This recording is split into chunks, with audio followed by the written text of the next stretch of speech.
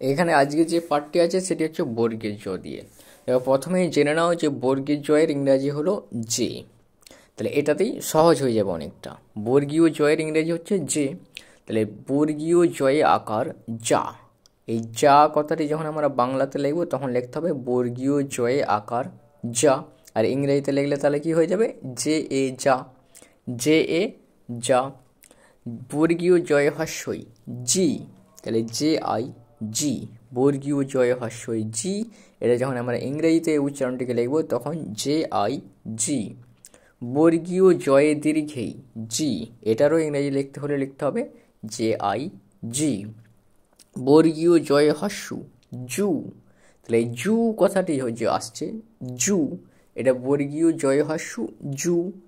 আর বর্গীয় জয় হস্যু যেমন জু হচ্ছে, এর ইংরাজি রূপটা লিখলে কি হবে, জে ইউ জু, জে ইউ জু।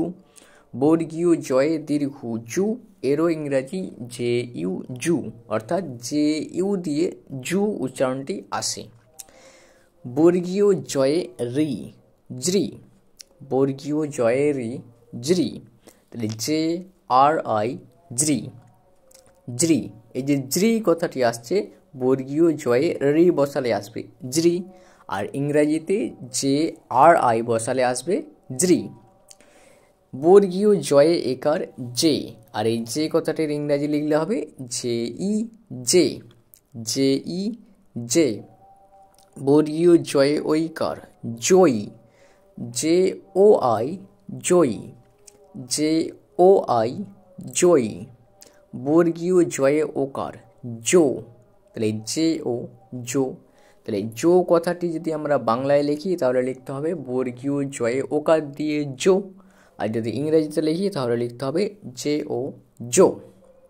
আর বর্গীয় জয়ে ঔকার জৌ, তাহলে ইংরেজিতে যখন লিখবো তখন লিখতে হয়ে যাবে কি না জে ও ইউ জৌ, জে ও ইউ জৌ। তাহলে বর্গীয় জয় আকার যা, জে এ যা। বর্গীয় জয় হস্যই জি, জে আই জি।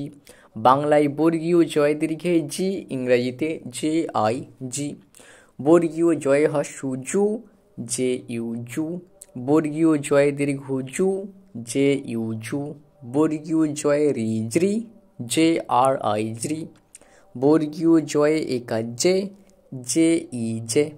বর্গীয় জয়ে ঐকার জয়ী, জে ও আই জয়ী। বর্গীয় জয়ে ওকার জো, জে ও জো। বর্গীয় জয়ে ঔকার জৌ, বর্গীয় জয়ে ঔকার জৌ, জে ও ইউ জৌ, জে ও ইউ জৌ।